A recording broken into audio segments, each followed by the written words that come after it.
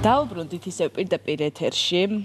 Მაგეთ ფუსფუსი მიმდინარეობს კიდე როგორც ვთქვათ, მზად არის ახლა უბრალოდ გვჭირდება რომ ცომი გავაბრწყელოთ, გადავაფაროთ და შევდგათ ღუმელში.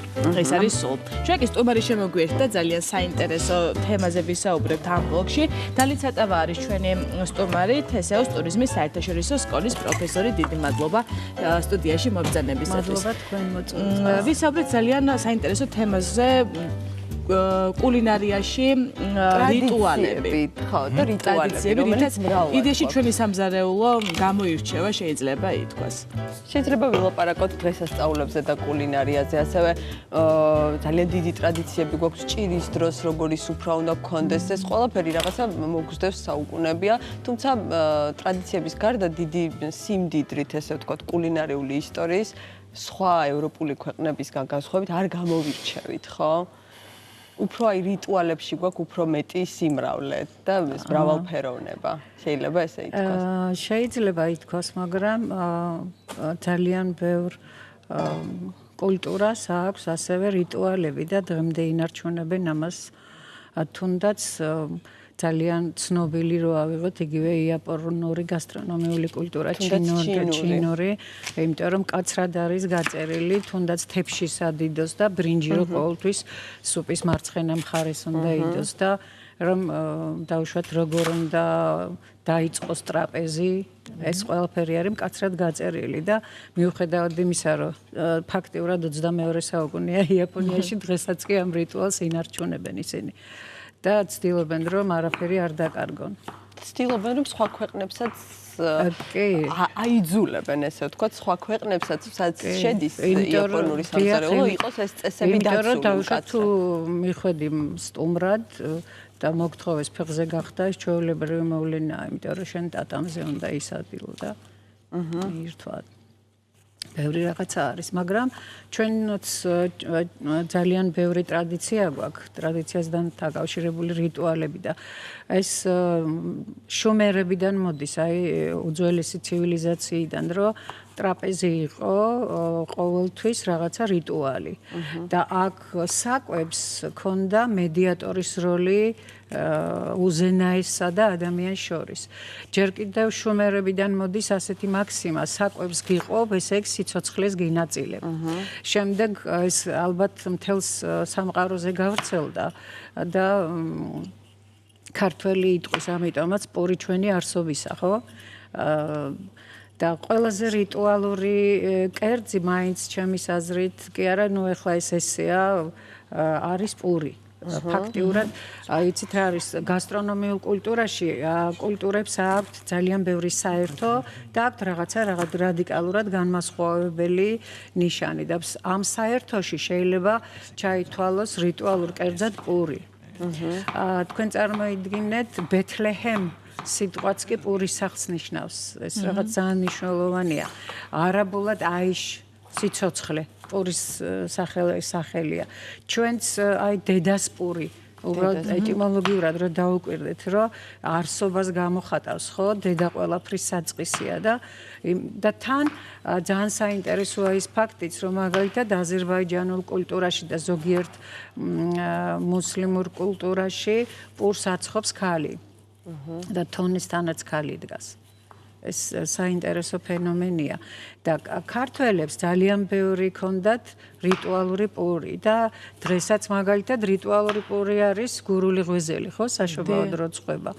იგივე გურგვალი პური იცოდნენ კიდევ გურიაში და ჩვენი სამზარეულო იმით არის გამორჩეული, რომ არის ძალიან თავისებური. ასეთ პატარა ქვეყანაში რადიკალურად განსხვავებული გასტრონომიული კულტურა გვაქვს. რადიკალურად განსხვავდება მაგალითად დასავლეთის სამზარეულო უწყინარი კახური სამზარეულოსგან.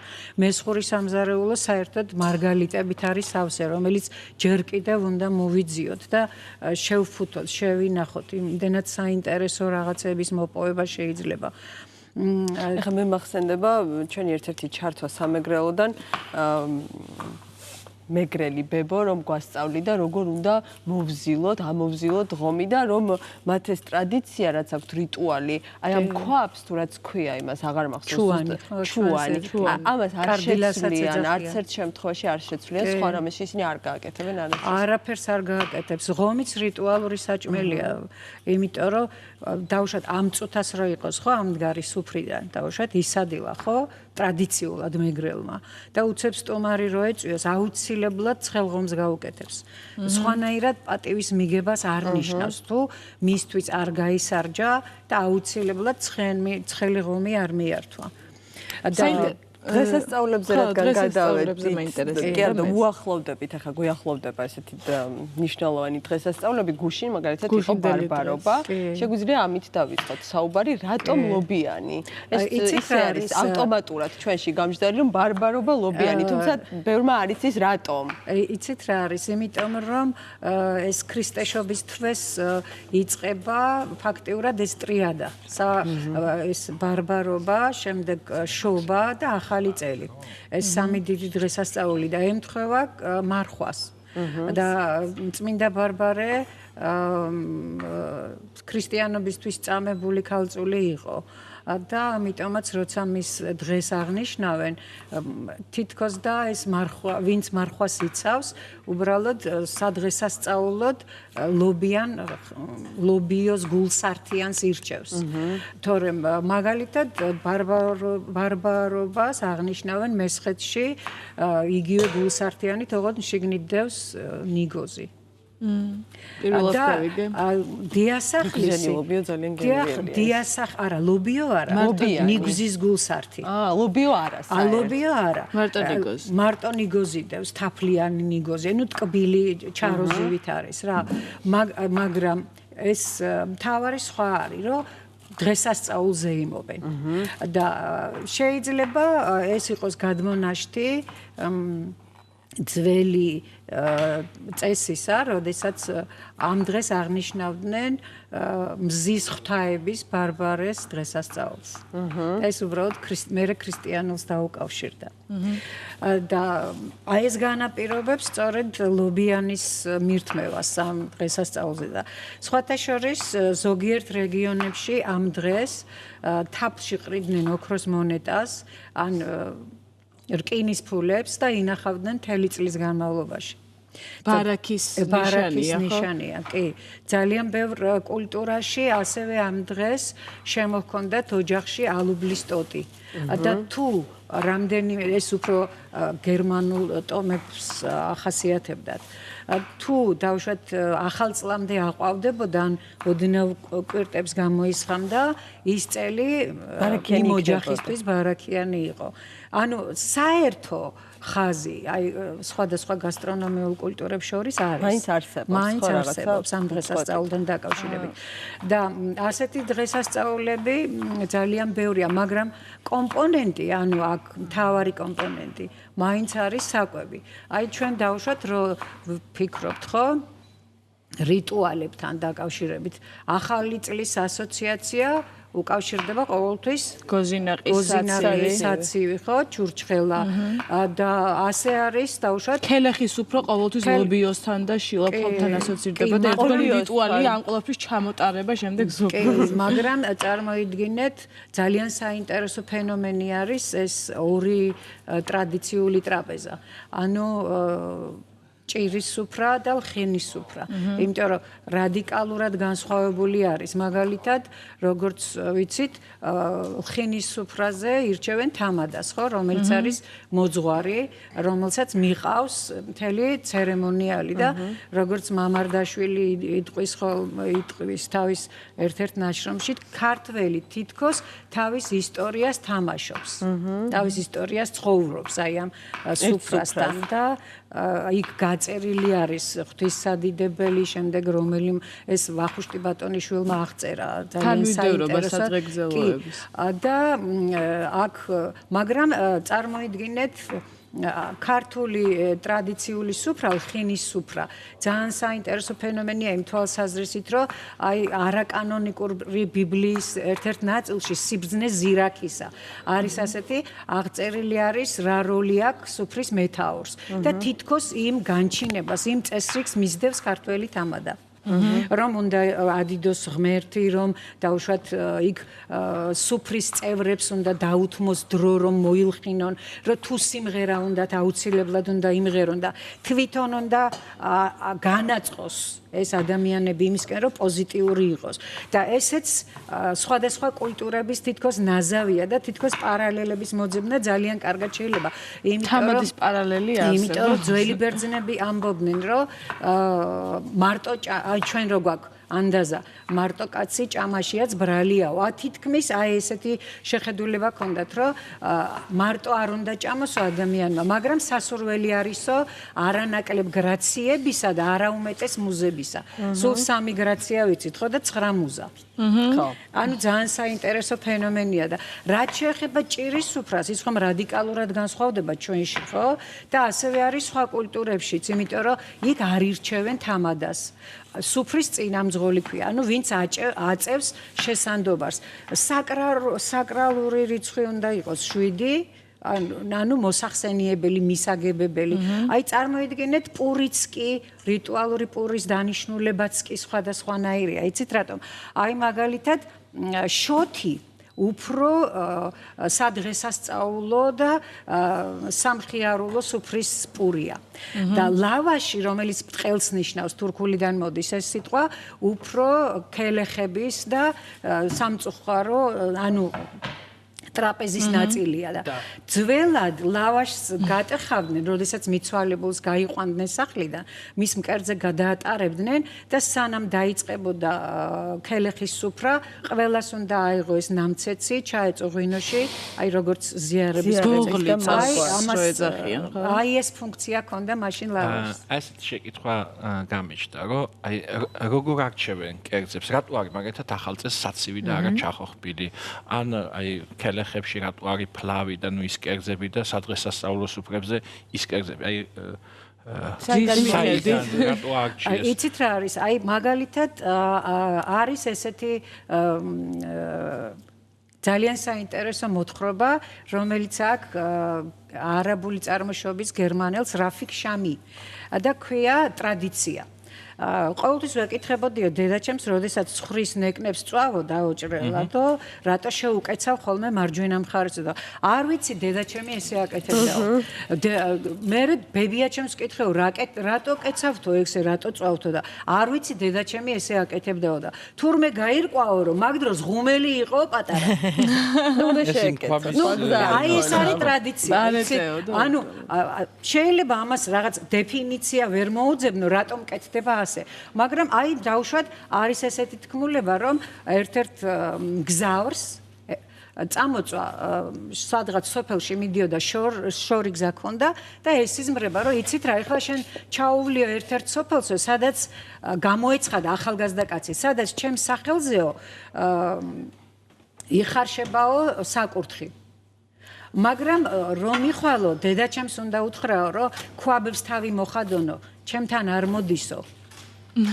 მართლაც წავიდაო ეს მგზავრი, მივიდა სოფელში და ნახა, რომ მზადდება რაღაცეები ქვაბში და უთხრა, რომ ზუსტად აი ასეთი და ასეთი ახალგაზრდა დამესიზმრაო ეხლაო და ყველაფერი თავმოხდილი უნდა იხარშებოდესო და წესი არისო ეგეთი, იმის მერეო, რომ ყველაფერი მიცვალებულს რომ მიეგებოს, ოხშივარი უნდა აზდიოდესო და თავმოხდილი უძღვის ყველაფერი. აი რაღაცა აი ესეთი თქმულება არის და აი მაგალითად სარიტუალო კერძი ქონდათ მაიას ტომებს ჩოკოლატლას მომზადება. ეს მთელი ალქიმია იყო.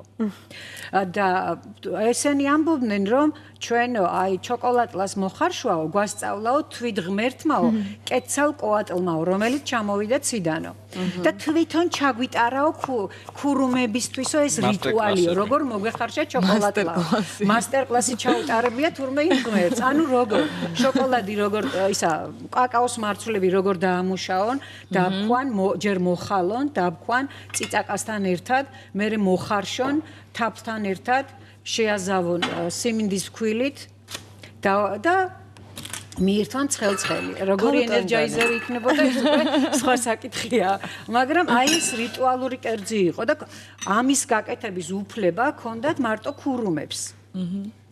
და ეხა ეს ხომ გადმოცემებია ლეგენდების თუ მითების სახით, აი ესე მოაღწია ჩვენამდე და აი ეს არის ფაქტიურად ტრადიციული რიტუალი, რომელსაც არავინ არ ივიწყებს და სხვათა შორის ერის იდენტობას ძალიან ფაქიზად და ძალიან კაცრად ურტყამს, როდესაც აი ასეთი რაღაცების ან შეურაცხყოფა, ან იგნორირება, ან რაღაცა იწყება.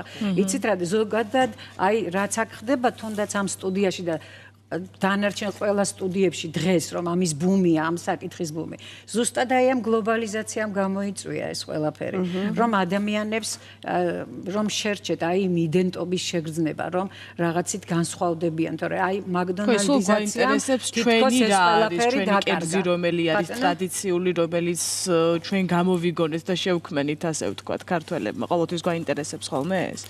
თუმცა მე ისიც მაინტერესებს სულ მაინტერესებდა და მინდა გკითხოთ, საიდან მოდის, რა უდევს საფუძვლად დაუშვათ იმ ტრადიციას, რომ რაც არ უნდა უჭირდეს ოჯახს, აუცილებლად ახალ წელს 12 საათზე უნდა კონდეს სამსართულიანი სუფრა, თეფში-თეფშზე, რომელიც შეიძლება ისე დარჩეს და მე შემდეგ დღეებში ვერც კი გაათავოს, ესე ვთქვათ, ოჯახმა თავის სტუმრებიანა. რატომ, საიდან მოდის აი ეს სიუხვე, გჭირდება თუ არ გჭირდება, მაინც რომ ძალიან დიდ სუფრას შლით ხოლმე და ერთმანეთში ვალაგებ. ხოვთ აი ამ შეკითხვას, იმიტომ რომ ეს ხდება ახალ წელს, როდესაც რაღაცა ახალი იწყება.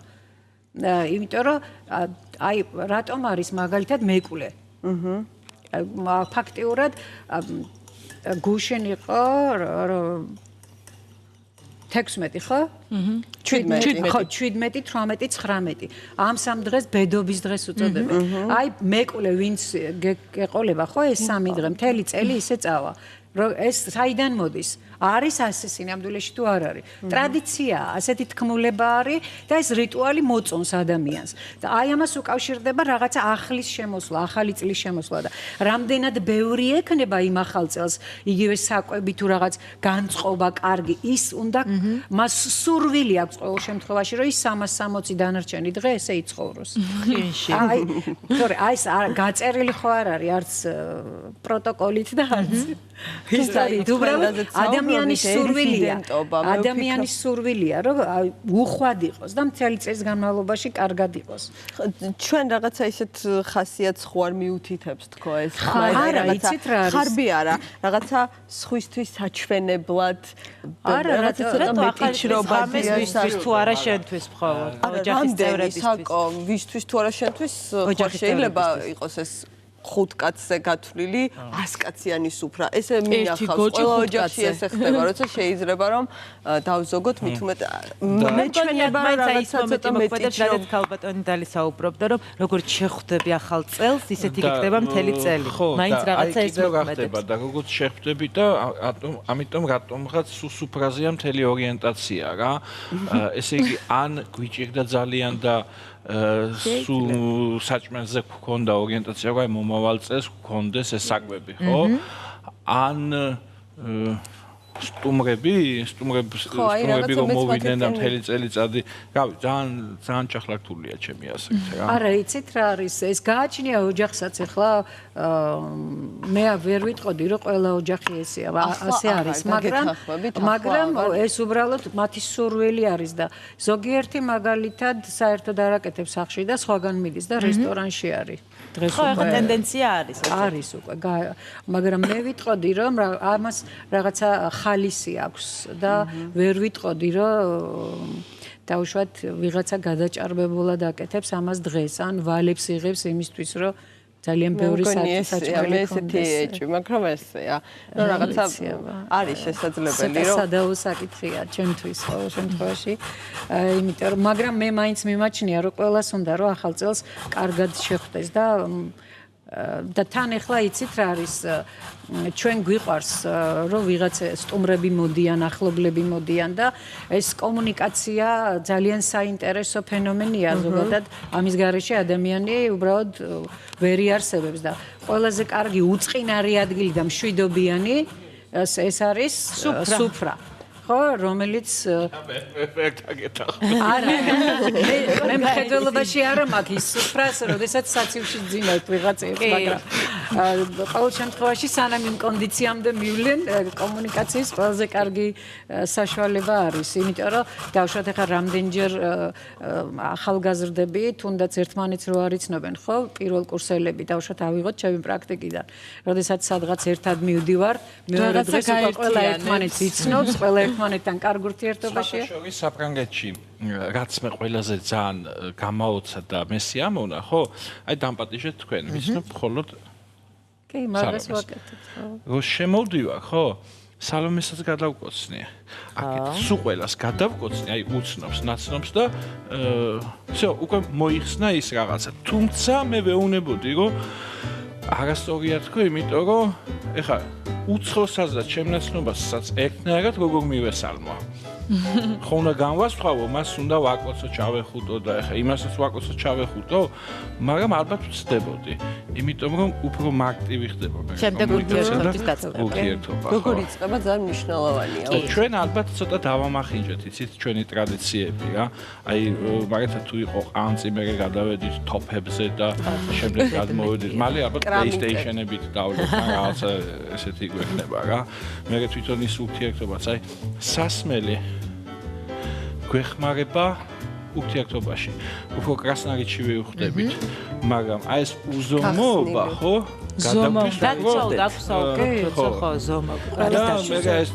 ჩაჯდომა სუფრაზე და კერძების გაფუჭება და გაციება და რამდენი იწვალე საწყამაქალებმა და ამ დროს აი ზუსტად მაგას ვამბობ მე. მოშოქს ავედი მე.